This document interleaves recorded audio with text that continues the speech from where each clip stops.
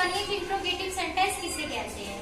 इसमें क्या होता है, कोई प्रश्न पूछा जाता है, जैसे एक व्यक्ति किसी व्यक्ति से प्रश्न पूछता है तो वो कौन सा सेंटेंस कहलाता है, इंट्रोगेटिव सेंटेंस। या फिर इसमें वाक्य के बीच में कब, क्यों, कहाँ, कैसे आता है। अगर कोई सेंटेंस दिया, जैसे मैंने पूछा तुम स्कूल कब जाते हो, या फिर क्या तुम एक लड़के हो, ये सब में क्या कब, क्यों, कहाँ, कैसे आ रहा है ना। तो जिस सेंटेंस में कब, क्यों, कहाँ, कैसे आएगा या फिर प्रश्न पूछा जाएगा वो कहलाता है इंट्रोगेटिव सेंटेंस। ठीक है, अब इसका रूल देखते हैं, एक रूल। अगर वाक्य प्रश्नवाचक शब्द से प्रारंभ हो तो इज एम आर सबसे पहले लगाते हैं। ठीक है, मतलब अगर जैसे कोई सेंटेंस है, उसका प्रारंभ मतलब जहाँ से वो शुरू हो रहा है वहाँ पे कोई क्या हो, प्रश्नवाचक शब्द। प्रश्नवाचक शब्द कौन से होते हैं, कब, क्यों, कहाँ, कैसे, क्या, ये सब क्या है, प्रश्नवाचक शब्द है ना। तो ये सब कहाँ पे आएंगे, प्रारंभ में, यानी स्टार्टिंग में आएंगे।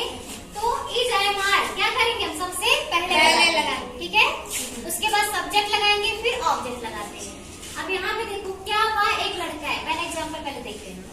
क्या हुआ, एक लड़का है, क्या हुआ, स्टार्टिंग में आया प्रश्नवाचक शब्द ना।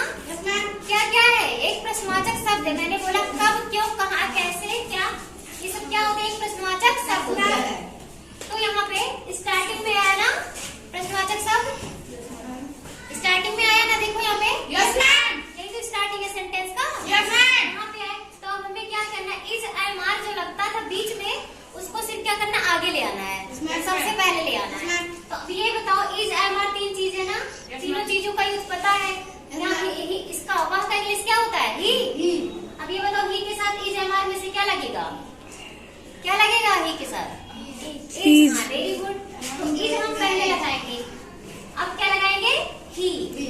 अब ही लगाएंगे, पहले क्या होता था, पहले हम ही इज लगाते थे ना, yes ma'am. Is a boy, अब इसको क्या कर देंगे आगे, इज ही, उसके बाद ए बॉय। ये समझ में आया पहला। Yes ma'am. तो इज हमारे बीच में लगा देते, उसी को क्या कर देंगे, पहले कर देंगे।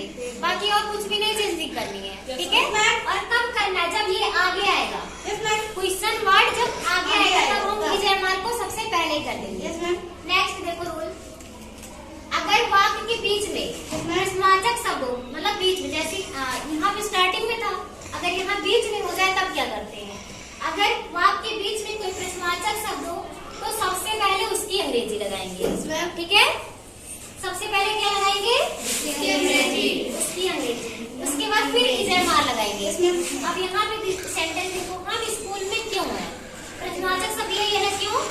मैंने बोला ना कब, क्यों, कहाँ, कैसे, ये सब क्या होते हैं, प्रश्नवाचक शब्द। यहाँ पे कहाँ है, बीच में आया ना, बीच में आया ना। तो सबसे पहले हम इसकी अंग्रेजी लिखेंगे, क्योंकि इंग्लिश क्या होती है, वाई। अब वाई के बाद हमें लगाना है इज एम आर। अब ये बताओ, हम का इंग्लिश क्या होता है, बी के साथ क्या लगता है, इज लगता है, एम लगता है, आर क्या लगता है, आर लगता है ना, आर। उसके बाद हम इंग्लिश लगाएंगे बी इन द स्कूल। फिर इसमें और एक चीज ध्यान देना, अगर लास्ट में क्या लगाते हैं, क्वेश्चन मार्क।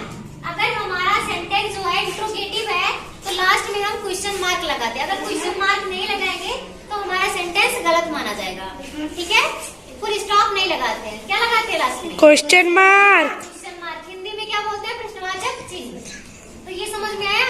जब स्टार्टिंग में प्रश्नवाचक शब्द आते हैं तो इज एम आर सबसे पहले लगा देते हैं, और जब बीच में आते हैं तो सबसे पहले इसकी अंग्रेजी लगाते हैं और फिर इज एम आर।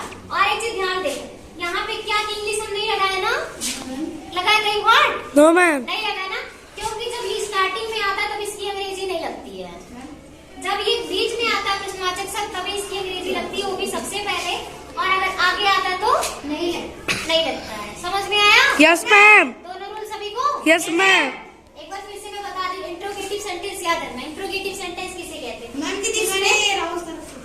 पहले हम समझा रहे जो सुनो, जिसमें क्या होता है, कोई व्यक्ति किसी व्यक्ति से प्रश्न पूछता है या फिर किसी वाक्य में कब, क्यों, कहाँ, कैसे, ये सब चीजें आती है तो वो इंट्रोगेटिव सेंटेंस कहलाता है।